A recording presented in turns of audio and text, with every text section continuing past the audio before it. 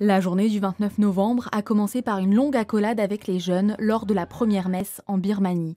Le pape a rappelé que la bonne nouvelle au milieu de tant d'injustices, de misère et de pauvreté nous venait du Christ et que de ce fait, nous ne devions pas avoir peur. Le Seigneur peut vous aider à être authentique, a dit le Saint-Père, si vous êtes capable d'entendre sa voix.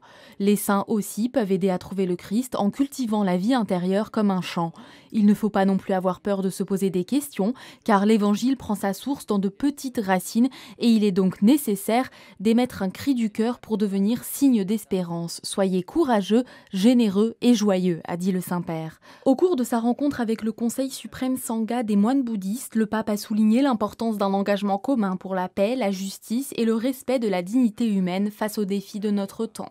François, mettant en relief le cheminement commun vers l'amour et la compassion, a cité les enseignements de Bouddha sur le dépassement de la haine, de l'incompréhension et de l'intolérance. Des enseignements semblables à ceux de la prière pour la paix de saint François. Pour le Saint-Père, les leaders civils et religieux ont la responsabilité de garantir que chaque voix soit entendue afin que les besoins du moment soient clairement compris et traités dans un esprit d'impartialité et de solidarité réciproque. Aux évêques birmans dans la cathédrale de Rangoon, François a demandé qu'ils s'imprègnent comme pasteurs de l'odeur de leurs troupeaux.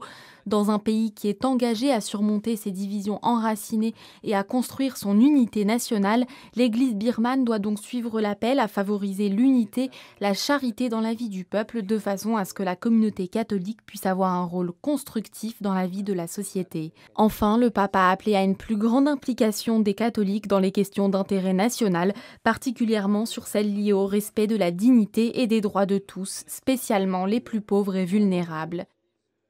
Ruega por nosotros pecadores, ahora y en la hora de nuestra muerte. Amén.